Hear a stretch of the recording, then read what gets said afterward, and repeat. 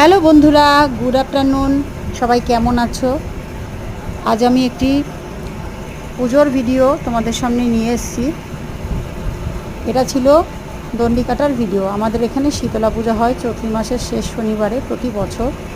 তো এই দিনে আমরা পাড়ার সকলে উপোস থেকে মায়ের পুজো করি।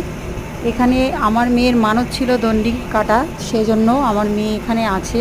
অন্তত 30 জন মিলেই দণ্ডি কেটেছে, তার মধ্যে আমার মেয়েও একজন। তো প্রথমবার দণ্ডি কেটেছে, একটু ভয়ে ভয়ে ছিল। অনেক দেরি করে এই পুজোটা হয় আমাদের এখানে। 3টের সময় পুজো করতে বসেন ঠাকুরমশাই। তো পুজো হওয়ার পরে দণ্ডি কাটা হয়।